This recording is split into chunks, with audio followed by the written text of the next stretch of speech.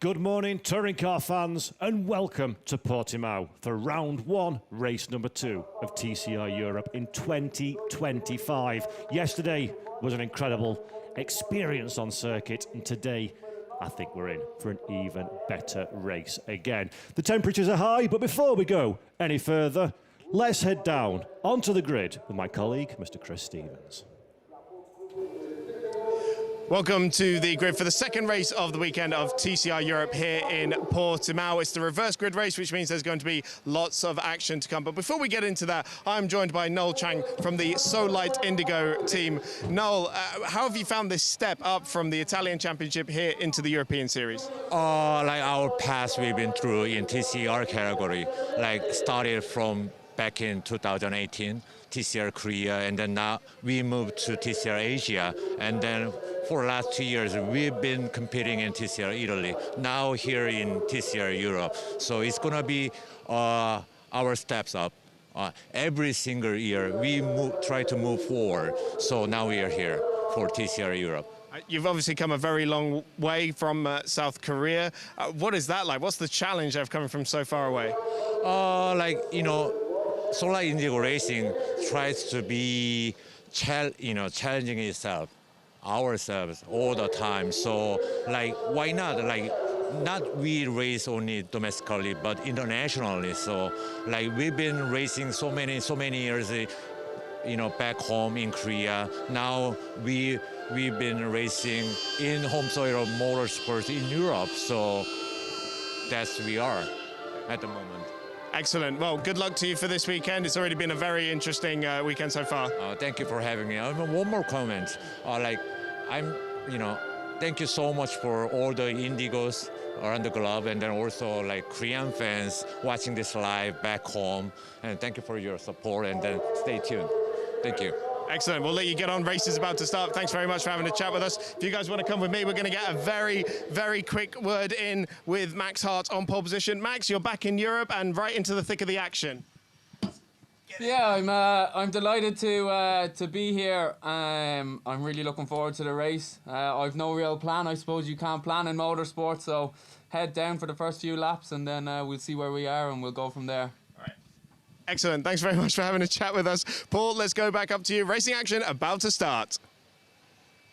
Fantastic stuff. Chris Stevens there on the grid. He'll be heading back to the commentary box, and Paul Jeffrey up here to take you through the start of what should be an absolutely fascinating race. As Chris mentioned, down there on the grid, this, of course, in typical TCR Europe style, is a race to reverse grid. So our top 10 from qualification have been flipped on their head. And let's have a look who starts where. Max Hart is on pole position alongside Britain's Jenson Brickley. Jenson had a great race yesterday, finishing on the podium, but we'll come back to that one later. Victor Anderson will be on row 2 alongside Yuni Park. That is the So Light Indigo Racing entry.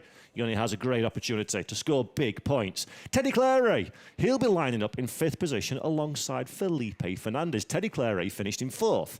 But again, we'll come back to that one later as he came onto the podium. Marco Butti is 7th alongside Eric Genet. And then rounding out our top 10 drivers, Felice Yelmini and pole sitter and race winner from race 1, Jimmy Clary. Starts in 10th position. Has a lot of work in front of him, does the Frenchman. Santiago Concepcion will be 11th for this one alongside Julian Brichet, a Honda Civic and a Hyundai Elantra NTCR respectively. And then we see Ruben Volt, a DNF after a great start yesterday. Big points need to be scored. Yun-Sung Park will join him in 14th position. Nick Taylor, our biggest mover forward from yesterday, starts in 15th alongside Nico Baldan. Baldan will be looking for another big score. And Giacomo Gamandi, delighted to say Giacomo will make it onto the grid in 17th. Filippo Barberi makes it an all-Italian row of the grid. Victor Fernandez is joined by Pierre Arnaud Navarro in 19th and 20th positions respectively. And then finally Jean-Laurent Navarro will start in 21st position. 21 cars on the grid. The temperatures, as you can see on your screen and we can feel in our commentary box, are incredibly high indeed. And I think we're set fair for what should be an absolutely fabulous motor race. 25 minutes of racing action ahead as we round out TCR Europe's 2025 season opener here at the beautiful Portimão circuit in Portugal. formation lap underway there. The drivers have a couple of moments to gather their composure. And if we look back to what we saw in race 1 yesterday, we saw a typical touring car start with a little bit of contact. Hopefully we can avoid that one this time around. This is our roll call of honour for our previous champions. Franco Girolami being the reigning champion. He's racing elsewhere this season, so we will definitely be crowning a new champion in 2025. The question is who it is. You can see the calendar. We go to Spa-Francorchamps on the weekend of the 16th and the 17th of May for the next round. Then Hockenheim Ring, Misano, the Red Bull Ring, and of course finishing the season at the Circuit de Barcelona, Catalunya. A fantastic calendar that's been put together this season by Felipe Fernandez, our new promoter for TCR Europe, visiting some of the best racetracks in Europe and starting off with an absolute classic. Here we can see the Portimão circuit, 15 turns, 6 to the left, 9 to the right, 4.653 kilometre race distance. And we had a new lap record, of course, during qualifying. Marco Butti with a 1 minute 50.67, 6/10 of a second quicker than the TCR Europe existing lap record. So Marco, there he is on screen in the 111 machine. Marco's got a big job ahead of him coming into this race because, of course, he's going to want to score points. No Hondas have points coming into this one, which is absolute. Our reigning team's champion, ALM Motorsports, 0 points on the board. So big opportunity for ALM to score big. Ruben Volt down in 13th place. He'll be hoping for a little bit more luck in terms of the finish, at least. But of course, a DNF is not the way that the Estonian driver would have wanted to start his season in TCR Europe. Many fans, potential championship favourites. So Ruben already on the back foot a little bit. And there is Felipe Fernandez, another driver on the back foot. And that segues in very nicely to what I alluded to earlier. Of course, anybody who watched the first race and saw our podium, sorry to shock you, if you've not been following our social medias, Eric Genet had a 10-second penalty for contact. So Eric actually is now classified in 5th position. That was courtesy of some contact with Felice Jelmini on lap 1 and Felipe Fernandez. 5 seconds was awarded to Felipe for his indiscretion with contact on lap 13 with Max Hart. So he finished 11th, will be classified in 12th in the final classification. Doesn't concern us for this race though, good people at home. Our grid is already set from the qualification. And a reverse grid it is. Absolutely fantastic stuff. That's why we love touring cars so much, ladies and gents. Reverse grids, elbows out, final race of the day. We're not back for a few weeks till we go to Hockenheim. Spa-Francorchamps sets us up very nicely indeed for this race. I've hightailed it back up from the grid. It's even hotter than it was yesterday, Paul. I can tell you that. But Max Hart, starting on reverse grid pole position, doesn't really have a plan for this race, which I don't think you really can plan for a reverse grid TCR race, truth be told. But of course, he's in at the deep end, really. He spent the last 2 years racing across China and Southeast Asia. Before that, racing largely domestically in the UK. So a lot of this is going to be very new to him in terms of the circuits. I'm sure he will have done his research, watched back previous races and whatnot to see where the best overtaking opportunities are, things like that. But for sure, he's got his hands full starting on reverse grid pole position in this race with a few very, very quick drivers right behind him, particularly Victor Anderson. Absolutely. You know what they say about a plan, folks? It never survives first contact with the enemy, and that's exactly what we're going to see now. Do not go anywhere. Racing is about to commence, so TCR Europe, for the second time this weekend, are about to go, go, go. The green flag waves. In a few moments' time, the lights will illuminate Formula One style above our drivers, and TCR Europe, race number 2 of the opening weekend is go, and it's a great start at the front of the field for Jensen Brickley. Immediately on the attack, look at Max Hart closing the door. Max desperately trying to cut off the Monland Motorsport Cupra driver, but Brickley is through into T1 a little bit further back. Uni Park getting involved in some drama as well. That's one of the PMA Motorsport Audis on the outside line. Just about gets back in again. But at the front of the field, Jensen Brickley has done exactly what he wanted to do. Very clean start all around. Only a couple of drivers having to take to the escape road. I'm sure there'll be a couple using that on the exit of turn 4 as well. And indeed there was. The Hyundai running a little bit wider. They fan out across the circuit as they come into one of the best overtaking opportunities on the lap. It's anybody's game in the midfield. Felipe Fernandez was practically pushing Max Hart through the Tora Vip hairpin at turn 5. But the Irishman did manage to get off the corner very nicely. And that's a lovely move, by the way, a few moments ago from Jimmy Clary. 2 cars in one corner, so Jimmy all the way up to the back. In fact, now look at this one, in a bit of a battle pack. That's Nick Taylor getting his elbows out. He said at the end of race 1, he's not used to being in the middle of the pack. Absolutely loving having to get the elbows out. Felice Yelmini there in the 44 as well, getting involved. Everybody just about makes it through, but this one, you can feel the tempo of the race is so much higher, even at this early stage, Chris. Yeah, and nobody having to manage those tyres. One car off in the gravel on the exit of turn number 11. That's Eric Genet, I think it was. He got it back on the track again, did Eric. Finished second, of course, in race 1. Demoted to 5th following a penalty, but it's not been a great start for the young Spaniard. As that Felipe Fernandez just got through on Max Hart there at the penultimate corner on the inside, I believe it was. That number 19 Diamond Trophy driver in the Honda just squeezed through. We'll get confirmation of it when we see him down the start and finish straight. Look at all the marbles that have been left out there as well. And so, yes, it is Fernandez up into second place ahead of Max Hart, and Hart's coming under pressure from Teddy Clary as well.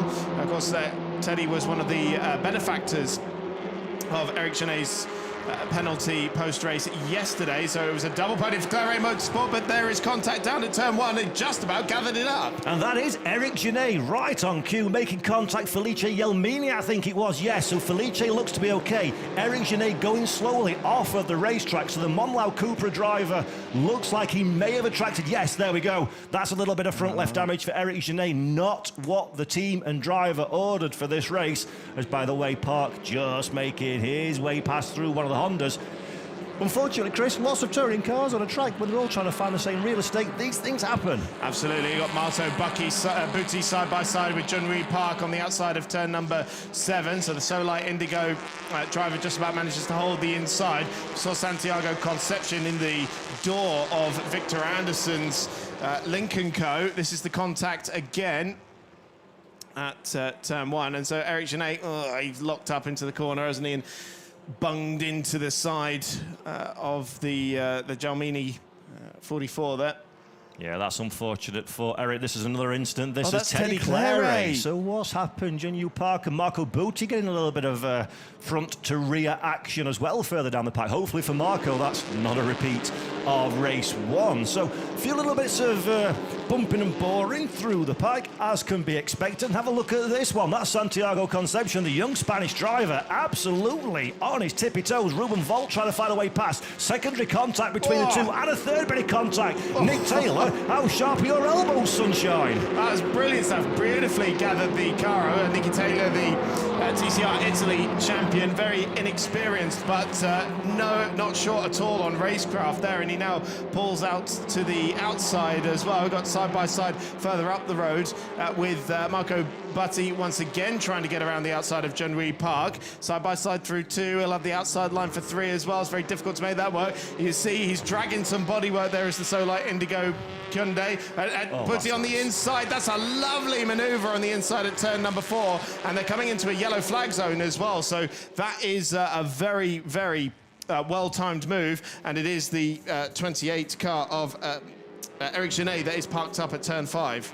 Yeah, that's a real shame. Put a bit of a slowdown on proceedings, but Marco Butti, take a bow, sunshine. Some lovely bit of driving from all concerned there to make their way through. Thankfully, we're not under yellow flag, safety car conditions. I did suspect we might have been for a while as they try and clear Eric Genet's machine out of the way, but so far, so good. We're having a look at Jimmy Clary now. That's car number 21. In fact, let's take another look at this one. That's Nick Taylor, Santiago Concepcion. Look at that one on the lock stops. Welcome to TCR Europe, Nick. That's absolutely brilliant, isn't he? Finding out how we do things pretty quickly, isn't he? Learning a lot as well is the Canadian driver. And that's Butti now defending from Junri Park, isn't it? Oh, no, actually, sorry. That is Jimmy Clary who's made the move. Similar looking cars, but Clary's now side by side with Park, and he'll have the inside line for this penultimate corner as well. So he goes through into what should be 6th position, shouldn't it? Yeah, that's been a nice bit of racing. It's great to see the Solid Indigo Racing team really, really committed. But look at the damage that you mentioned there, Chris. That looks a little bit worse now on the Hyundai Elantra N TCR. Next on the line is Victor Anderson. That's the MAG GP Lincoln Co. Very, very defensive from Park. He's covering the inside line. Anderson's got the run. That car's not quite as flighty in a straight line for Victor Anderson as he would perhaps like, but he's trying his very best with a slipstream. Park on the defensive. Whoa! Hey! Gabriele Tarquini style on two wheels for Victor Anderson. You've got to love that one. And Santiago Concepcion sees Victor Anderson, thanks Victor Anderson, and goes through the gap that Victor Anderson has left. Anderson's left his nose there on the inside. Got to be very careful going through turn 4. You can run out of space very quickly. And Concepcion decided to utilise a bit of it on the right-hand side in the escape road. And that's Nicky Taylor trying to take Anderson as well. He's seen Concepcion go through, and on the inside at the Toro VIP hairpin in the PMA Motorsports Run Audi, side by side on the exit of the corner, no. But we've got the number 3 car of Giacomo Ghirmandi in the gravel trap. That's a real shame for Ghirmandi. It's not been a weekend to remember. It has to be said. Victor Anderson, though, makes the move again. And look at Ruben Volt. Ruben Volt says, hello, thank you very much. I'll have a piece of this one. Nick Taylor not giving this up, though. Little bit of secondary contact. Taylor holds on to that position, following Victor Anderson through. And everybody needs to calm themselves down a little bit, because for the first time in 2025, we're going to see our Cooper safety car. It's a safety car for Ghirmandi's recovery. Yes, and so everybody calms down a little bit, which I think was somewhat needed because the pace was ramping up very quickly. So we're going to see how Ghirmandi ended up in the gravel here, and he had some assistance. Oh, that's Fernandez, isn't it, I think? Oh, dear. Oh, dear for Giacomo Ghirmandi. So he had an incident before the start of race 1, which meant he never actually got out on the track. And then, unfortunately, unceremoniously nerfed into the gravel for Giacomo. Coming back into TCR Europe, of course, having been quite successful over in TCR Eastern Europe. He's continuing to develop his racecraft, is Ghirmandi, and Diamond Trophy competitor as well. Great character in the paddock, but perhaps that smile that's permanently on his face might look a little bit more subdued than normal now. Just took his first TCR win in Eastern Europe at the season opener in Red Bull Ring, returning to the European Championship, and being coached as well by Pepe Oriola, World Touring Car's youngest winner and champion in the South American TCR series as well. But yeah, this has not been a great weekend for Ghirmandi, that's for sure. Yep, real shame. But of course, he'll come back stronger, I'm sure, at Spa-Francorchamps on the weekend of the 16th to the 17th of May. Right, let's have a look at the big winners and losers from the opening encounters. Felipe Fernandez. Let's give a moment to Felipe. What a start. Up there in second position, past Max Hart on merit. That's a really strong performance so far from Felipe. It absolutely is. A similar movement as well from Jimmy Claret, of course, yesterday's race winner, is fighting through the pack, and this safety car will give him an opportunity to close back up to cars he might have lost a little bit of distance to. Big losers, Victor Anderson. We sort of pointed him out on the grid, really, as a potential attacker in the early stages, but actually he's gone backwards, and backwards quite far. Yeah, been a shame for Victor. 6th place was lost, down into 9th position as things stand. But again, in a field this competitive for a small family-run team, that is a really strong performance for the MAGP team thus far. Although I'm sure they'll be hoping for a little bit more than what they're currently experiencing. Obviously, Eric Genet that we saw into the gravel in the DNF, courtesy of the contact. That's a shame for Eric. And Giacomo Ghirmandi joins him at this moment in time. Another one to mention, something we didn't really get an opportunity to say in the initial first broadcast of the day yesterday. If you're wondering what the Y and the D on the timing tower means next to you, the Y represents the youth trophy for drivers 21 and under at the start of free practice 1 at the start of the season, and the D means the diamond trophy for drivers 40 years of age and older at the start of FP1. Why is that important? I hear you say, well, the highest scoring driver over the course of a weekend will win themselves some tyres. So the diamond trophy driver that scores the highest and the youth will get 4 sets of tyres for the next race. The highest scoring driver, Chris, overall in TCR Europe for the weekend, gets 6 sets of tyres, 4 for second, and third that gets 2 sets. So these diamond and these youth trophies, they have a lot of importance for these drivers. And plus, it's a trophy to take home to the airport, which is always nice. You always feel good, don't you, with a trophy in the airport customs? Absolutely. I'm flying back from Vienna weekend in Red Bull Ring, and had Reese Barr after a GT race that he was trying to squeeze his trophy into the carry-on, and it is a bit of a conversation starter with strangers at the airport as well. So yeah, it's always nice to have, and it does mean you need to start investing in a slightly larger trophy cabinet at home, which is the downside, but it's a worthwhile investment. I think. It's a problem I'd be rather fond of having. Yeah, it's a good I've got problem to admit. So then, 14 minutes and 10 seconds left on the clock. Unlike in previous seasons in TCR Europe, where we've run to laps, we'll not be adding time or laps onto the race distance to cover off the safety car. We're running time certain to 25 minutes plus 1 lap. So that clock continues to tick. The marshals here at Portimão, incredible work. And in fact, an opportunity, as I always like to do, to be a big shout out to the Orange Army all around the world. The marshals do fantastic stuff in often difficult conditions, and if they didn't do what they did, Chris, we wouldn't be able to do what we do. So a big, big thank you to marshals at Portimão and all around the world. Yeah, we're always eternally grateful for those efforts, especially on a day like today where it is pretty scorching. I could practically feel my shoe starting to melt into the asphalt on the starting grid earlier. Of course, this is good news for Jenson Brickley. It means he's got a bit less time to have to be under pressure, as long as he nails the restart out there. And it's also good news for all of these drivers. The temperatures are a little bit higher today than yesterday, and tyre deg has been a conversation starter all the way through the weekend. So any opportunity to cool those Kumo tyres down a little bit will help all of these drivers coming into the sunsetting of this race. Safety cars in this lap, by the way, but conversely to that, it'll be getting hotter inside the cars as well because there's less air coming through the car. So yes, the Kumo tyres will be cooling down a little bit, but you yourself are going to be hotting up quite nicely. But thankfully, with the safety car coming in this lap, they will be able to start to get some good airflow coming through the cars and get everything back into the right temperature windows, because it's always difficult when the engines start overheating properly, the tyres cool off as well. Oh, now that's a problem under the safety car for Julien Brichet. Oh, that is interesting. That looks like a mechanical, doesn't it? Oh, that's a real shame. That is a real shame for Julien Brichet, a returning driver, our most winning driver on the field, believe it or not, in 2025. So what's happened to the JSB competition? Hyundai Elantra, hopefully we'll find that one out. And more importantly, Chris, hopefully that car can be cleared so we can go racing. It does look like that is the case as Jenson Brickley effectively takes over safety car duties and paces the field for the run down to the line. Yeah, so they haven't cancelled the safety car in this lap procedure. So hopefully they're okay with where it is. It might be the case that we go back under safety car almost immediately. And in fact, we've got a message now on the timing screen saying safety car deployed again. So I have a feeling that Jenson Brickley here is going to be met with the Cupra safety car once again. Hopefully it gets down to the end of pit lane in time. In fact, it stayed out completely. Hopefully the message is getting to the drivers in time so that we don't get caught out. And in fact, Julien Brichet has been able to get it going of his own accord.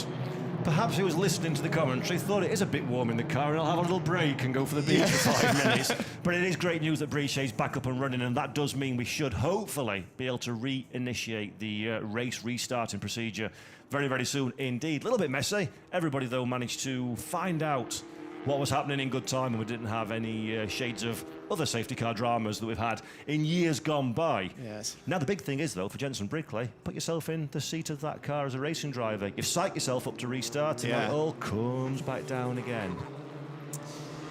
He's going to have to rethink the plan as well. The good news is he got a really, really good launch on Felipe Fernandez there. So all he needs to do is the same thing again, and then he should be in a good position. But then at the same time, Felipe might be a little bit more wise to his act now and could go with him. He knows where he went last time, so he'll be anticipating it a little bit more. And of course, in a situation like this, very unusual, it's still very fresh in the mind. We still have yellow flags. Oh, in fact, that message has just disappeared. The yellow flags at turn 8, which we're coming up to shortly, so we'll be able to see that it's completely clear. But the message has come through. Safety car will be in this lap around. A little bit of damage I can see there on Marco Butti's Honda. I think it might be Julien Brichet. By the way, there we go, the number 4 back in pit lane. So whatever dramas befell the JSB competition car, unfortunately, remain bonnet up, but it's a cursory check because obviously 9 minutes 46 seconds left on the clock. Well, that's going to be the last time we see Julian. Unfortunately, his fellow two cars, though, are doing a reasonably decent job. Jean-Laurent Navarro down in 18th and Pierre Arnaud up there in 16th. Yep, the two brothers continue on the fight for JSB competition. I appreciate was threw himself straight into the fight yesterday. I mean, he was up there door handle to door handle with so many drivers. Just seeing there at Junwee Park, as he's weaving under the safety car, it's highlighting that damaged bit of bodywork on his Hyundai even more as it's weaving around a little bit. I believe that doesn't attract the attention of the black and orange flag. And now look at it, a bit of bunching up there. A couple of people got caught out there. I think it was Jimmy Claret who ended up taking to the escape road. But Jensen Brickley, attempt number 2 at a safety car restart. Yeah, let's hope Jensen's got the tools in the armoury to do something a bit different. And yes, he does. Look at that one. Felipe Fernandez, frankly, caught napping on the restart. That is a beautiful launch for Jensen Brickley in the Monlau Motorsports Cupra VZ at the front of the field. Oh, Brickley almost on cold tyres. Loses the car over the crest on the bump. These TCR touring cars are a flighty beast. And look how aggressive Max Hart is in 3rd position. Max will be absolutely furious at having lost that 2nd place to Felipe Fernandez. This is a golden opportunity for Max now to try and get a little bit of ground back on his rivals. Teddy Claret in the background having a little look and a think as well. Marco Butti in 5th, Jimmy Claret in 6th, Yunyu Park in 7th, Santiago Concepcion is 8th.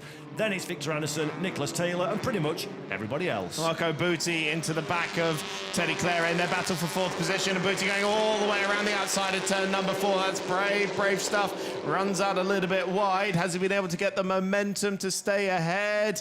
Well, it's still side by side. The inside line will go to the Claret Sport driver, but still they have not broken the formation there. And wide again. Is that going to be an opportunity for brother Jimmy Claret to try and pounce on the Italian as well? No, they somehow emerge out of the corner, the same order they arrived in it. Absolutely fantastic. Marco Butti is in a Claret sandwich at this moment in time, and that is absolutely not where you want to be. Just behind Nick Taylor, in a little bit of strife in the Audi. He gets the car back on the track. Just behind him is Nico Baldan. So Baldan not really making the moves forward we expected down in 14th position. There's still time on the clock, of course. It's not over until it's over, but Baldan, having had a great race one yesterday, finishing all the way up there in 6th place, he's got a bit of work to do if he wants to continue that point-scoring run.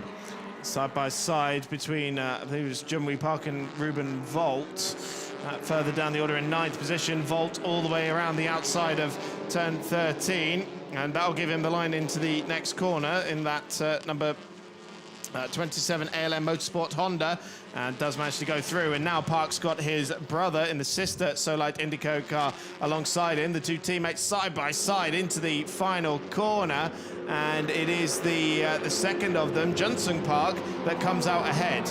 Yeah, that's been a really good start to the race for Johnson Park. Nick Taylor, though, sees an opportunity. While those two cars were working with each other, trying to find a way past, that opens the door for PMA Motorsports and Nicholas Taylor. And look behind. Nico Baldan may have heard what I was saying about the aggression. Goes to the inside a little bit deep, though. Leaves the door open. Can he get back on the racetrack? Good driving there from Nico. Gives enough racing room as required. And Felice Yelmini decides, this one looks like a whole lot of fun, boys. I'm enjoying your scrap. I'll have a piece of that one if I can. It's a 10-second time penalty for Victor Fernandez for contact with Giacomo Gamandi, so that explains how Gamandi ended up in the gravel. It was contact with Fernandez. Also, while we were watching that, Jimmy Claret, I think it was, had a huge swapper into turn 1. I think he's lost both places, actually, to Marco Butti and Teddy Claret as well. So Jimmy's fallen back down into 6th position. Yep, more work to do for Jimmy. There is Teddy Claret, his brother, in the number 20. Family-run team, of course, Claret Sport. Dad runs the car, Jimmy and Teddy do the spannering. So not only are they driving in this ridiculously warm heat, Chris, they're also under the ridiculously warm tent, making sure that car goes with the rest of the team, and it's absolutely fantastic. Let's take a look at this one, though, for a moment. Max Hart, Marco Butti, side by side, almost in terms of Marco Butti's attack. Not quite, though. Teddy Claret keeping a watching brief. It's getting a bit tense at the front of the field. It is. I think actually it was Teddy who had the moment at turn 1, lost the place to Butti, and he's wasting no time getting on the back of the battle for the podium as well. So pressuring the Irishman in the Hyundai for that last spot on the rostrum. Just under 5 minutes plus 1 lap to go now, so opportunities will be starting to wear thin. They're both riding the curve so much in that roller coaster run downhill through the final corner, both abusing the track limits on the exit of the corner. Let's see what the pace is for the Hyundai in the front against the Honda in the slipstream. Max Hart weaving across, puts it in the middle of the road, so Booty has to go to the outside line. It's very difficult to make a move around the outside at the first corner, so Booty chooses against it but tries to line him up. He's got the line through 2. Can he get him on the brakes into 3? A little squirm from the rear end of the Civic, but he goes through and into 3rd position. Max Hart tries to get the up and under, but he's got no answer. That's a lovely bit of driving from young Italian. Marco Butti takes the position away into 3rd position. Provisional bottom step of the podium as things stand, but I do think Max Hart, he said he had no plan coming into this one. The plan definitely was not to be losing places at the rate he is. Teddy Claret, Jimmy Claret next up. Ruben Volt, by the way, has not been moving forward quite the pace we expected. He's up there in 9th position, but he's still got a bit of work to do. I don't think this one's over, though. I don't think this is a Marco Butti benefit. I believe before too long, it's going to be game on again. Well, can Teddy Claret find his way through both cars and take back-to-back podium finishes this weekend? He certainly looks like he has the measure of Max Hart at the moment, because he's all over the back of that number 69 machine to the outside at turn 11. Difficult to make a move there, but you line them up on the exit of the corner as it barrels back down the hill. They call this circuit the roller coaster venue for a reason. Side by side again in the heavy braking zone at the hairpin. Claret to the outside, but Hart's got that one covered off, and he hasn't been able to draw an overlap for the next corner as well, and even took a little bit of dirt on the exit of the corner as well.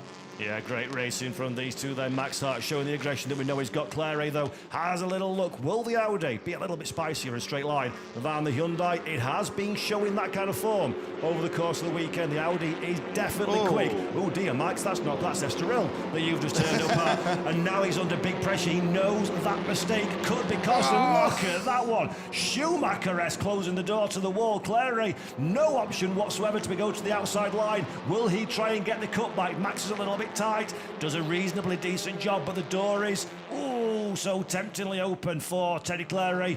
Jimmy trying to get involved as well. Be careful, boys, because there's Santiago Concepcion around the outside. The door is closed by Jimmy Claret. Concepcion can't find a way past, and everybody in this race is climbing over the back of Max Hart's car like a cheap suit.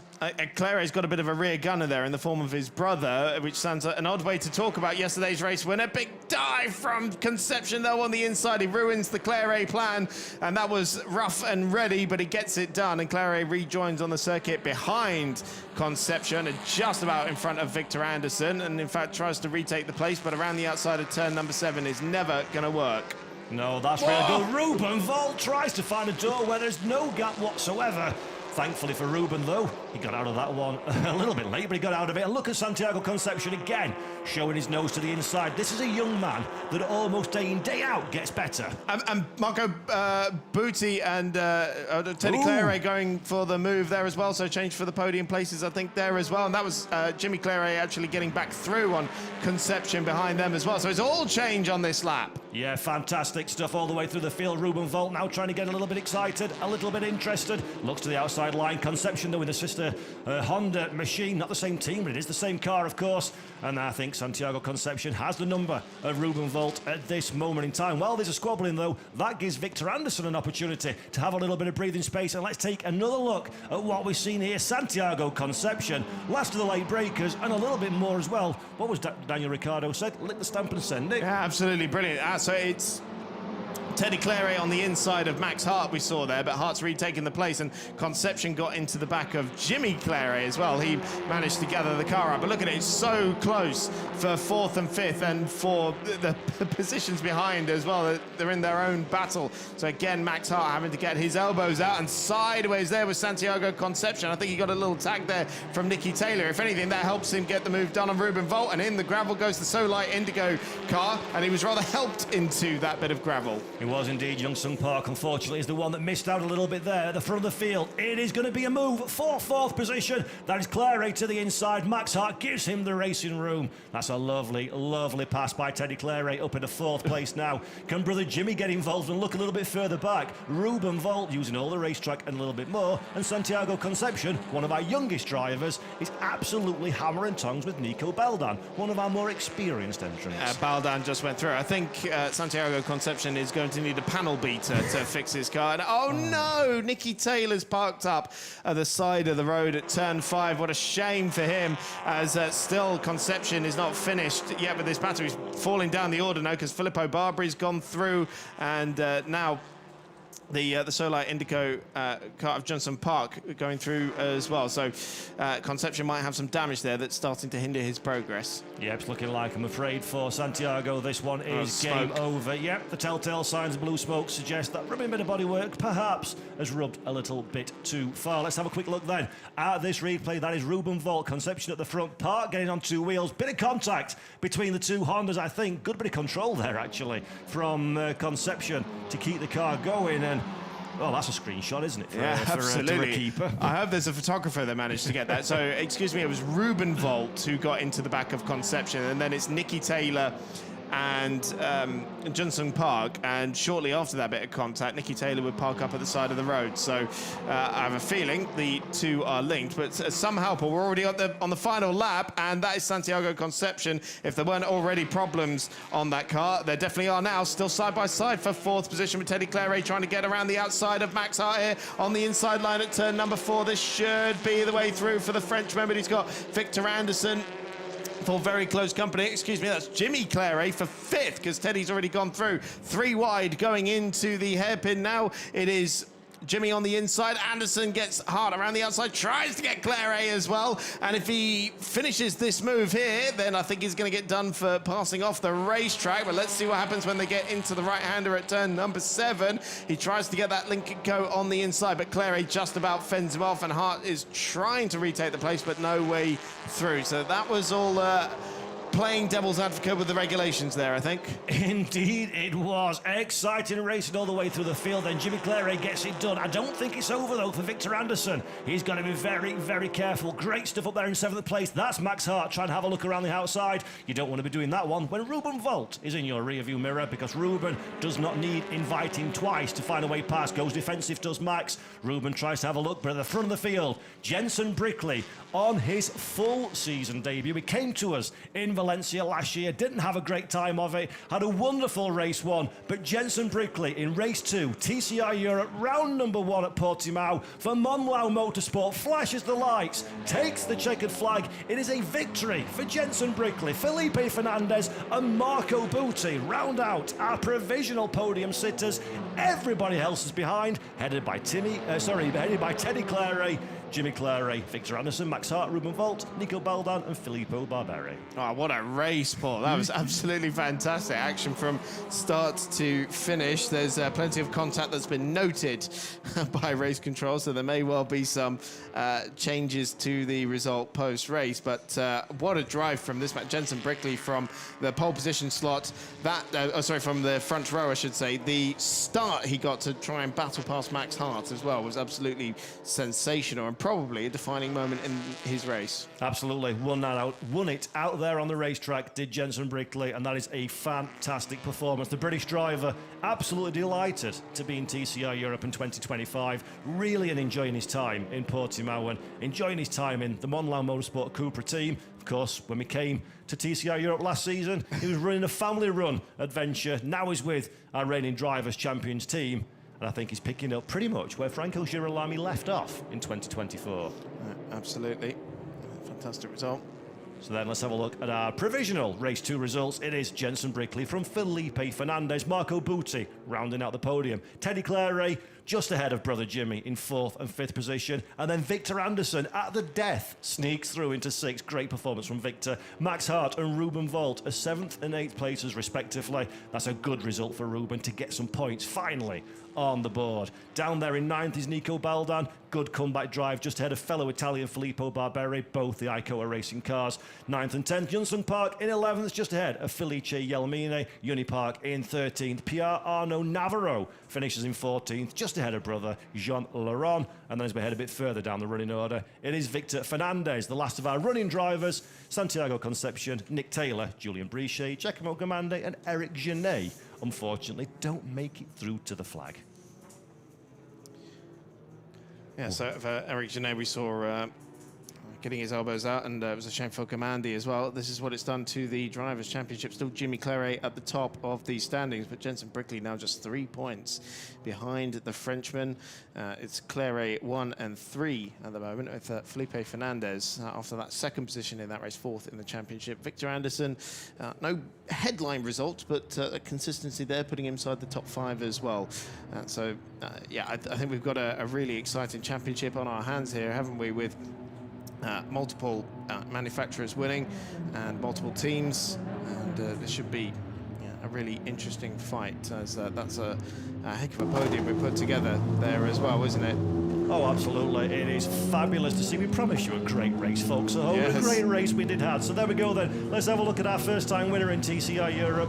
This is Jenson Brickley, and I guarantee he is going to be absolutely delighted. Look at that one. Really, really happy. Monlau, of course, came into the winter having lost their Drivers' Champion. They'll be very satisfied with their new pick for 2025. Felipe Fernandez as well, Diamond Trophy winner, of course.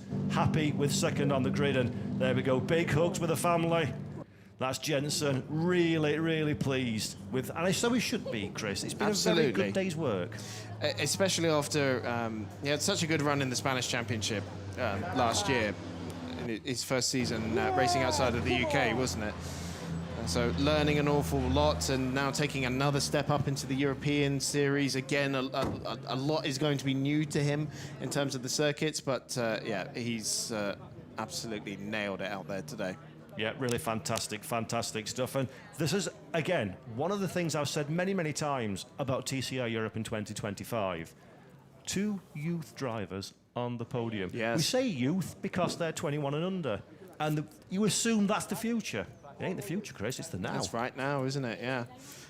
You forget, don't you, how young some of these drivers are, because they're so refined as human beings these days, aren't they? These young athletes that are more refined than I was at their age, and probably am now as well. So, I mean, at their age, I wouldn't even have been daring to go to Portugal for a holiday, never mind to go there as a professional race car driver. So really, it's the level of the level of skill and competition and potential on this grid is mind-blowing. Jenson is soaking up this moment, isn't he? Oh, we need that one back, Jenson. We're going to use it again, so be careful with it. You can't take it with you, son.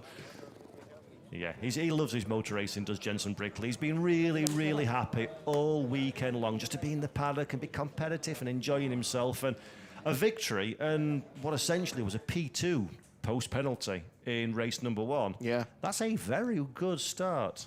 So, by the way, then, while we're doing this one, let's head down to pit lane and talk to our race winner. Jenson, congratulations. First victory of the TCR Europe in the first round of the season here in Portugal. How do you feel? Oh, it feels amazing. I mean, yeah, finally I've got the starts mastered now. Yeah, good start. Straight into the lead. It was all about managing from there. I mean, I pushed the first 2. Got a decent lap, then the safety car came out, I was like, oh no. But then 2 safety car restarts, both really good. Yeah, couldn't be happier. Thanks to the team, Monlau, amazing car. Yeah, thanks to sponsors, JBS Commercials, Racing Lines and RHI Service. I wouldn't be here without them, so yeah, feels amazing. Congratulations once again for many more victories to come. Thank you. Ever the professional there, Jensen Brickley, getting the sponsorship names in. Love that one. So let's have a look then at what we have just enjoyed. It was at the start line where Jensen Brickley sowed the seeds of his race victory. Very aggressive defence from Max Hart, but the Englishman had his number into the first corner, into the start of the race. Further back, there were several drivers squabbling for position, not least of which we saw Ruben Volt there using all the racetrack and perhaps a little bit more. A little bit of bumping, a little bit of banging, as is the law for race 2 in TCR touring cars. Some it worked better than others. That is Eric Genet and Felice Jelmini coming together. Genet, unfortunately, would play no further part following that contact. Giacomo Gamandi, we can see being recovered from the gravel trap. Victor Fernandez helps him along his way. Further from the field, not one, but 2 safety restarts later. Jensen Brickley knew exactly how to play the game to get the advantage from Fernandez. Victor Anderson in the orange Lincoln Co we see behind, involved in the heart of battle. Marco Butti, a little bit under the radar, but a good comeback drive, found his way past Max Hart. From that point onwards, Max would be playing a rear guard action. We can see some great overtakes down into the hairpin. Lots of fans watching on from there. Saw some beautiful action, but a beautifulest of all had to be the checkered flag, as seen through the windshield of Jensen Brickley as a newly crowned TCR Europe race winner. And we can see definitely very warm up on the podium as our drivers are awaiting to receive the podium presentation. And for anybody who doesn't enjoy podiums, good news for you, our youth winner and diamond winner are in the top 3. So we do it all in one go, which is very, very nice indeed. And let's take a look at some very hot-looking racing drivers, Chris. Maximum efficiency with the youth and diamond winners 1 and 2 overall. So that's easier system. Oh, my Italian needs some work. Honestly, knowing all the drivers concerned, we probably don't want to be hearing what they're saying because Yes, it might be a right. little bit spicy for early in the mornings. But, I mean, you can see, these are athletes, but you can see how much it takes out of you in these conditions to drive at this level for 25 minutes in this heat, in a touring car with 21 other people trying to knock every door panel off you've got. It's hard work. I struggled just standing there for 10 minutes doing the grid stuff. So Lord knows how this lot feel. I'm sure they spend as much time as possible in the gym, and they look eager to be taking on those fluids, don't they? Yeah, I think that's just 25 minutes in this as well. You think about some of the endurance stuff out there, it's even more crazy with the TCR cars. But we'll move on to the podium now. So Marco Butti from the Motorsports crew, joining that team from Goat Racing last year, so it's been a good start to his campaign. Yep, been a decent one, Marco. Coming, of course, from the Kumo FA TCR World Tour. Great to have him back in TCR Europe again, and I am sure all of our drivers will be very satisfied indeed with their results. There is Marco, jumping up, quick handshake with Monlau, getting ready to receive his trophy in a few moments' time. Another good drive from Felipe Fernandez. By the way, Felipe now leads the Diamond Trophy by a single point over Nico Baldan. And Jensen leads the youth points, 16 ahead of Victor Anderson.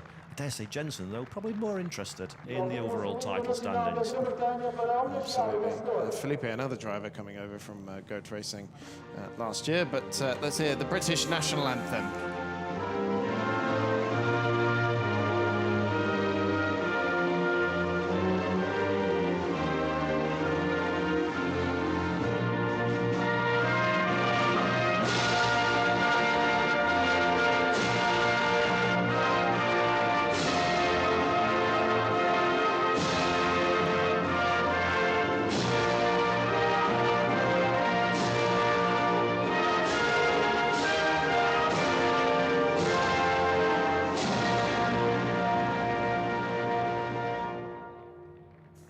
There we go then, British national anthem for our winner, Jensen Brickley. We're going to be lining everybody up with the champagne in a few moments' time. We shall be handing out some trophies, and my goodness me, will these be very well received indeed. So, for Marco Butti in 3rd place, it is Rene Quitterero, Kumo Tyres representative. Rene, a mainstay of TCR competition. Great to see him up there on the podium. And then Ruben Fernandez hands over the 2nd place trophy, our TCR Europe promoter. Now it's time for our race-winning trophy. Where's the trophy? There it is, Rene. Hands it to Jensen Brickley. The first one for TCR Europe for the collection, and I have a sneaking suspicion it won't be the last, it has to be said. And it's going to be double benefit day for both Jensen and for Felipe, because they're going to get their youth and diamond trophies respectively as well. Not a bad day's haul for either driver. That's Monlau Motorsports. We've seen that one plenty in TCR Europe. Fantastic stuff for that team. Really, really crack outfit, our Monlau. Great sponsors, really well put together car, and they absolutely know how to engineer that Cupra to the absolute limit. There is youth trophy. Handed to Jensen. It's going to be quite warm, Chris, in a fire suit after doing a race to be holding 2 trophies aloft, isn't it? I think that's the new profile picture sorted, though. Yes. Coming to social media near you soon. And there we go again. Rene Quintanero, Kumo Tyres, hands the Diamond Trophy winning trophy to Felipe Fernandez. Family photo time. Spraying off some champagne. And while they're doing that one, it's probably a good idea to let you know when we're next in action. Well, we said we go to some great tracks, and Portimão categorically is a great track. Next up, at the weekend of the 16th to 17th of May, we're heading to the wonders of the circuit Spa-Francorchamps. Make sure you join us on TCR TV. It's going to be an absolute classic. But from my colleague and friend, Mr. Chris Stevens, and myself, Paul Jeffrey, thanks for watching, and bye-bye.